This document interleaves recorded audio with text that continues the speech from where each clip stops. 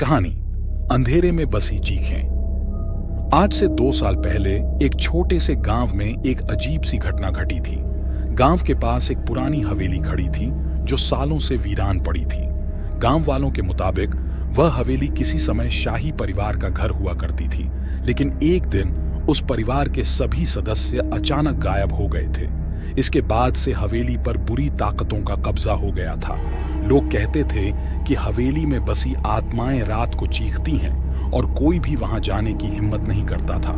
लेकिन एक दिन एक युवा पत्रकार आदित्य, जो खौफनाक घटनाओं पर रिपोर्ट करने का शौक रखते थे, इस रहस्यमय हवेली पर एक शो करने का फैसला करते हैं। आदित्य ने गांव वालों से हवेली के बारे में सुना था और उसे यह साबित करने का मन था कि यह सिर्फ एक अफवाह है, कुछ और नहीं। वह अपनी टीम के साथ हवेली पहुंचते हैं। वहां पहुंचते ही एक अजीब सी खामोशी उन्हें घेर लेती है। हवेली की दीवारों पर उकेरी गई प्राचीन आकृतियां और खिड़कियों से झांकते अंधेरे, जैसे वहां कुछ देख रहे हों। आदित्य ने कैमरा चालू किया और शो की शुरुआत की। नमस्कार दोस्तों, हम आज आए हैं एक खौफनाक जगह, एक ऐसी हवेली में जहां लोग कहते हैं कि आत्माएं बसती हैं, आदित्य ने कैमरे के सामने कहा।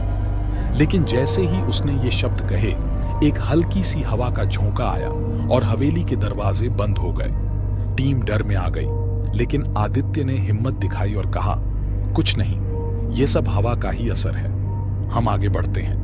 वह सभी अंदर जाने लगे, लेकिन जैसे जैसे वे अंदर गए, हवेली का माहौल और भी अजीब होता गया।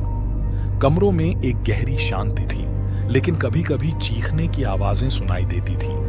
एक कमरा जो अंधेरे में डूबा था, उसमें किसी का गहना पड़ा था। कैमरे में देखा तो एक कटा हुआ चेहरा जो उनके सामने झपकते हुए दिखाई दिया, फिर अचानक गायब हो गया। आदित्य ने इसे हल्का सा झटका समझा और कहा, यह बस कैमरे का फॉल्ट है दोस्तों। लेकिन जैसे ही वह और आगे बढ़े, उन्होंने पाया कि एक कमरे में दीवारों पर खून के धब्बे थे। कमरे का तापमान अचानक गिर गया और हर कोई कांपने लगा। तभी अचानक तेज चीखें गूंजने लगी और कमरे के अंदर का अंधेरा बढ़ने लगा। टीम में से एक सदस्य शिखा चीखते हुए कमरे से भागने लगी। आदित्य ने उसे पकड़ने की कोशिश की, लेकिन जैसे ही वह शिखा के पास पहुंचे, उसने देखा कि शिखा की आंखों में डर की कोई झलक नहीं थी। उसकी आंखों में बस अंधेरा था, जैसे वह किसी और ही दुनिया से आई हो। वह जैसे ही शिखा को पकड़ने की कोशिश करता, शिखा की आवाज धीमे से गूंजती है, मुझे छोड़ दो, मैं नहीं जा सकती, यहां मुझे बंद कर दिया गया है।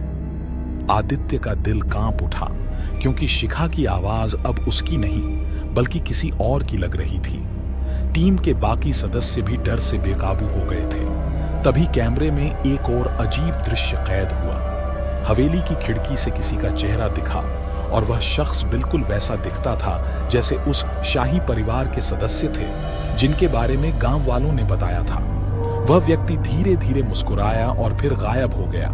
आदित्य ने देखा कि हवेली के अंदर सब कुछ बदल चुका था। वो सब एक सुरंग में आ गए थे जो हवेली के नीचे जाती थी। सुरंग में घना अंधेरा था और हवा में एक सड़ी हुई सी गंध थी। तभी एक भयानक आवाज गूंजी, तुम यहां क्यों आए हो?